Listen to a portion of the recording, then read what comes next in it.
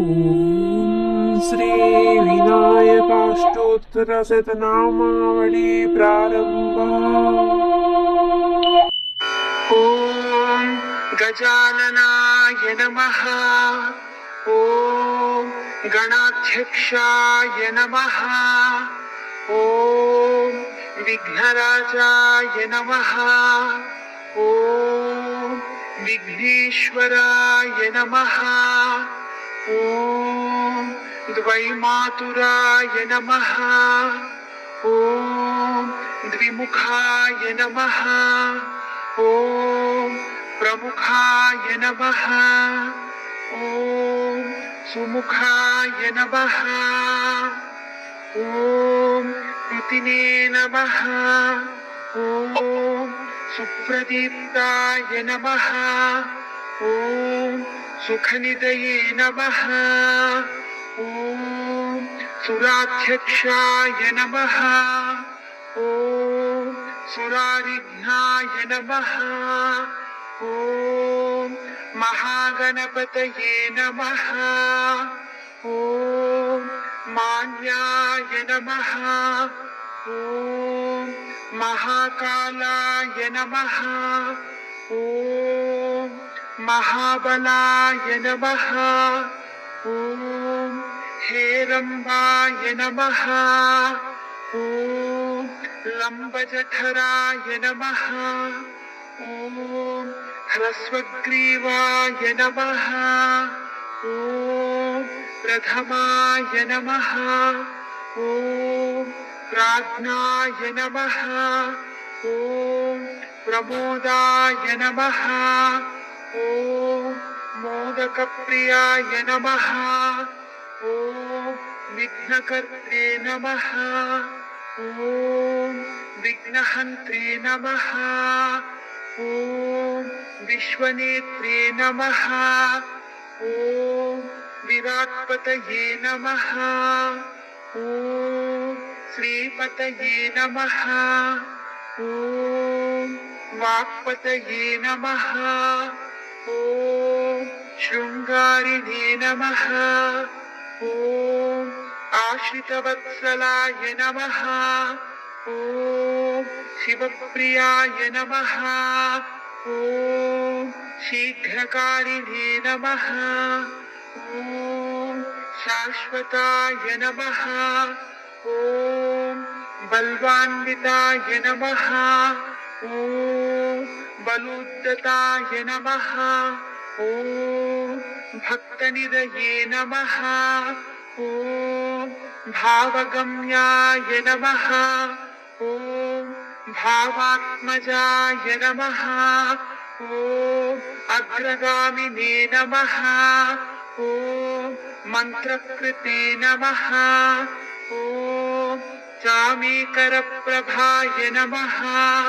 ॐ सर्वाय नमः। ॐ सर्वोपास्याय नमः।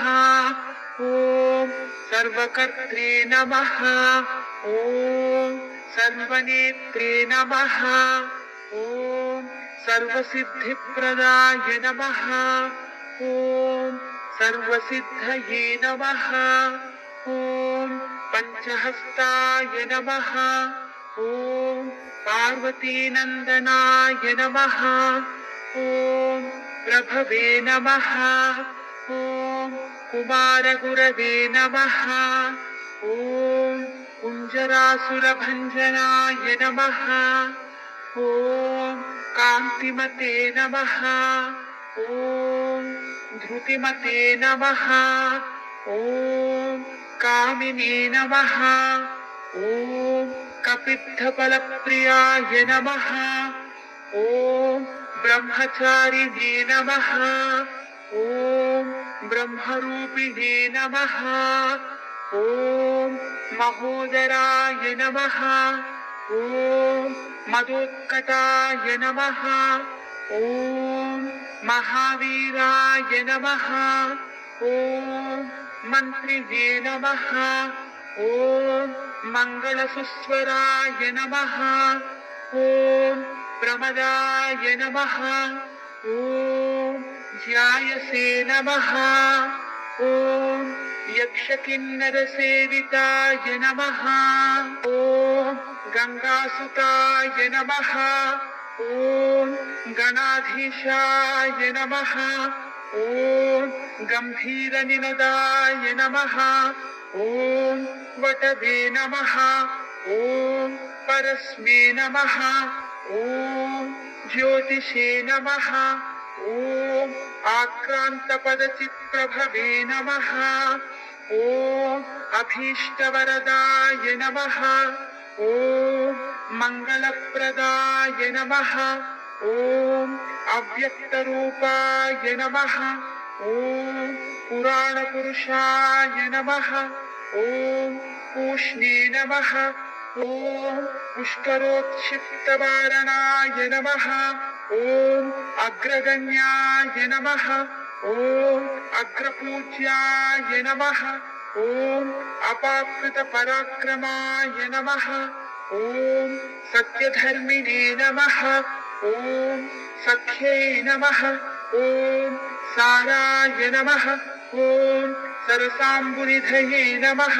ॐ महेशाय नमः। ॐ विशदाङ्गाय नमः। ॐ मणिकिङ्किणिमेखलाय नमः। ॐ समस्तदेवतामूर्तये नमः। ॐ सहिष्णवे नमः। ॐ ब्रह्मविद्यादिदानभुवे नमः।